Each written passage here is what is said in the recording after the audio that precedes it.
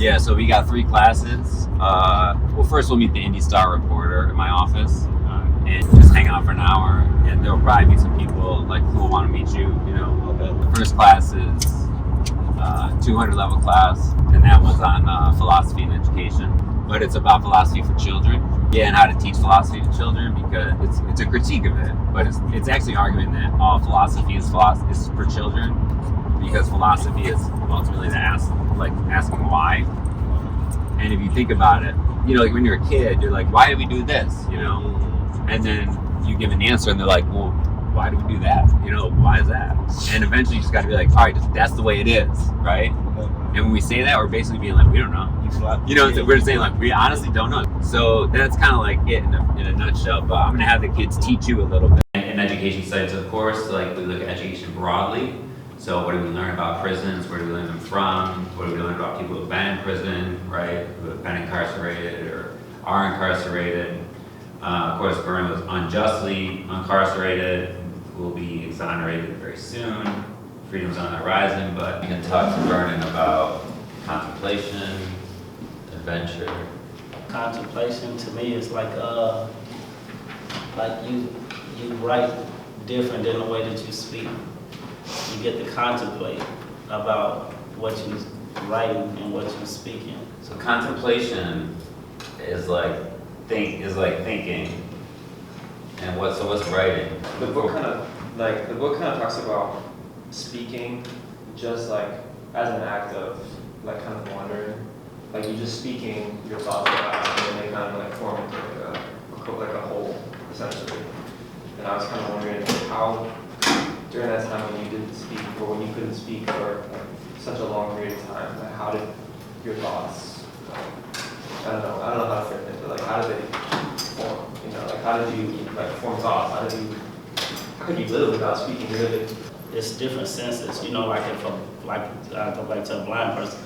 A blind person, say if their eyes was down, another part of their senses will kick in, you know what I'm saying? So in the whole, it's people that hear like animals, it's people that can smell like an animal, certain things are enhanced because you're not doing it, so it just happened like that. But for me, it was the vision. Like I was telling them, I painted a painting of today 2 years ago. I already painted this happened. Contemplation is like just thinking thoughts. There's no end goal in sight. I think that's where you're going with the question, right? Like when you're really contemplating something, there's not. It's like what could this thing be? What, you know, et cetera, et cetera. Whereas the goal of education is usually not to think, but to just know. You know what I'm saying? Yeah. And so we don't really think a lot, or we're not really taught to think. Vernon Bateman. I'm from Gary, Indiana. I went to prison when I was 18 years old. I was accused for rape, and they destroyed the DNA and medical records and everything before my trial. And I learned how to read and write inside of prison. I did 25 years in prison, and within those 25 years, I did 13 years in the hole. Actually, I'm coming here to really to encourage y'all, to tell y'all what perseverance.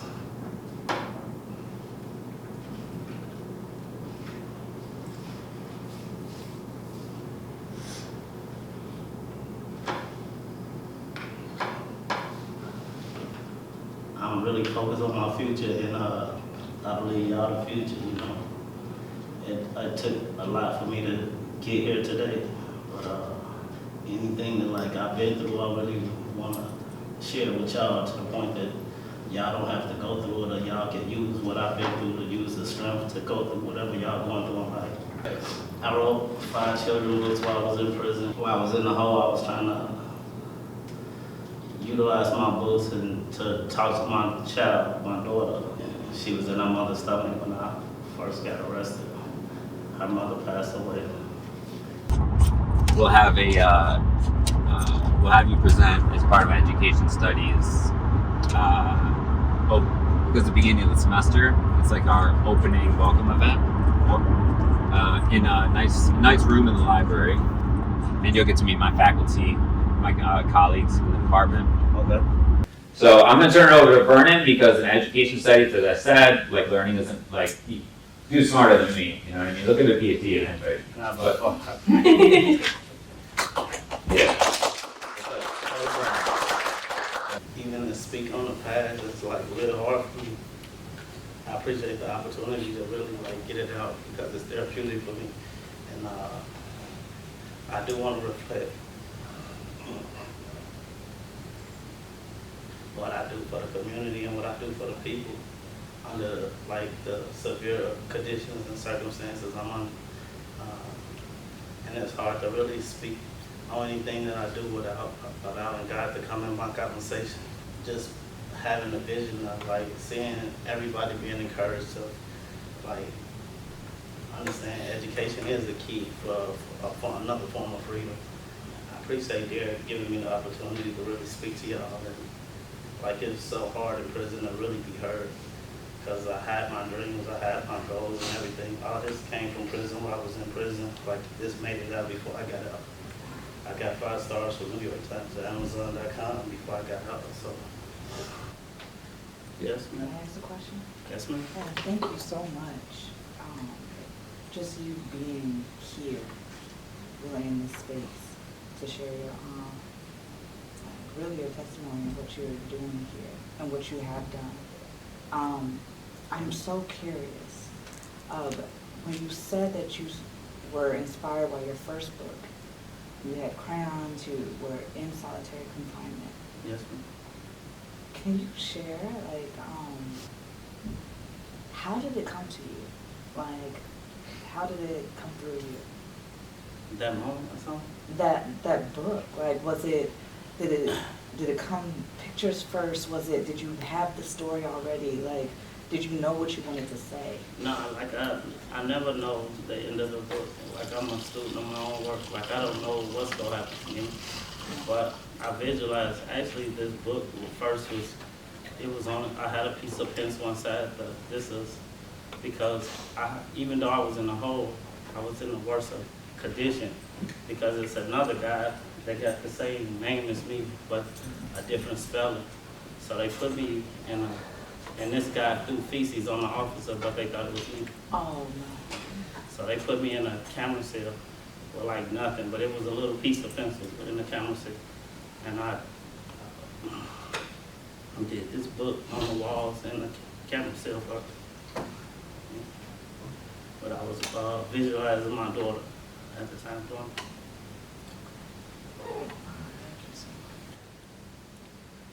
You should go to freevernon.org where you can find, there's a petition for Vernon because he's still not free. And in fact, we had to fill out a safety plan for him to come here. Yeah, the conditions that they got me under is like, I have to even, I can't use internet. Yeah. So I don't know a lot of things that people be saying on the internet. Being in a relationship with a woman, I have to ask for their approval. Like even if I kiss a woman, they'll send me back to prison. I take polygraph tests to make sure that I don't kiss a woman. I pay for the polygraph test. I don't know, there's so much stuff. Like, Yeah, it's constant. yeah. It's constant. Even to come here, right? We had to fill out a safety plan. What do they call me? I mean, like you're Like if I go to the restroom or something, you gotta come with me. Yeah, I gotta go with him in the restroom. And the word they use is like so belittling. It's like I'm your guardian or some bullshit. Yeah, something like accountability. Accountability partner, yeah.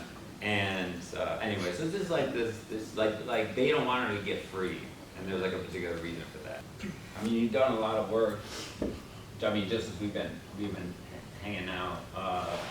You want to talk about any of that, like the district theater? I do art on Mass Ave. I try to do art to educate. I started a corporation called Illustrator Educate while I was in prison. And I understand that art is a different language to speak. That's one of the universal languages to speak. So This is the one, I don't know if you've been downtown, but like you've seen Ann dancing on Mass Avenue? You want to talk about this? This is the one with the money in it. that's the one with the dancer and if you get closer, it's a homeless person because the money that it costs for the and dance to keep dancing, I think it's like $89,000 or something like that. 89,000 or something to keep her dancing. I'm thinking about the money that could be, how many homeless people out here. And I know how people coming from prison and they homeless, you know. I know people that sleep under the bridges and everything. From there, we'll go to deconstructing difference, and that's a class that it's also tutor level, but it's it counts as like a power, privilege, and diversity class, and all the students have to take one of those, and so you get just students from all over the university, and they're reading a book about disability in architecture. Vernon could just talk to us about like the process of creating, illustrating, drawing, writing, conceptualizing children's books. It's a lot of imperfections. You pass them around? Yeah. Art perfect. No? What are you thinking about? Imperfections is perfection. Okay. In what? Excuse me? In art? For art? In art. Imperfections is perfection. I'd say, I use Bart Simpson as an example. A person that tried to redraw Bart Simpson and use a ruler for his hair to make his hair perfect. That'll be imperfection, because the imperfection of his hair of not utilizing a ruler that's the perfection. Like if you was to write your name on a chalkboard, I can't rewrite your name. That's the perfection of your name. So when you think like the mistakes you make, your mistakes is really your signature, you know. I'm thinking about the line. So a deaf person can still make a person that ain't deaf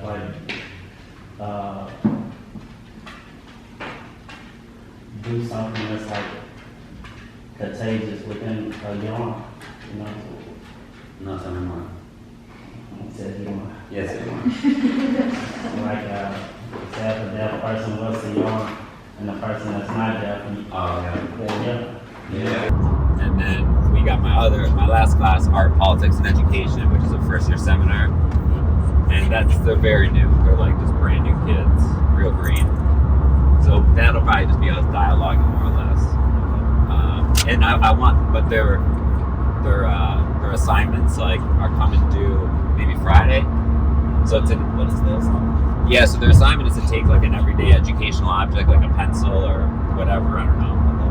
And they're gonna like edit it, like modify it in some way to show how it produces, how there's normative standards embedded within it. Like, you know, like you'll see the desks, right? The desks are made for certain kinds of bodies.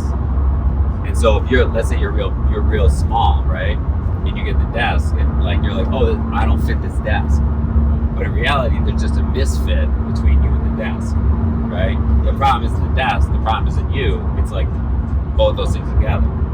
So they're kind of editing, like gonna make objects reveal that we don't explicitly see, you know what I'm saying? That it's more hidden. Like art. Yeah, exactly, right. So you can give feedback on that too. How does something become art? If I throw this, yes, I get it, and he doesn't get it, that's performance art. Okay, is it though? Is the New York Times gonna write about it? I mean, how would that become performance art? As a society? Yes, but what is society? It's sort of an intersection of a lot of things, like people and groups with varying levels of power and influence, in particular space and political climate, all those forces that come together and collectively decide on what qualifies as art. Yes, not decide, but struggle over. Multidimensional agency is what he terms it, right? In that there's different agents acting in the world, right, on different dimensions, right? So obviously individuals, we are agents. We can say like, when we do say, that's not art, that's art, that's not art, that's art. And there's like whether or not it's in a museum, like all of a sudden that's art, right? Graffiti was not recognized as an art form for a very long time. Right? There's a whole, like the cops were involved, there's legal institutions, there's all the universities, right? And then even then, not everybody agrees on what it is, right? Same thing with politics. What is politics? What's a political act? Is it voting? Is it, protesting? Is it like picking up a gun? Is it subtle things? What's political resistance look like in the classroom? Is that politics, right? Is that a political act of resistance in the classroom?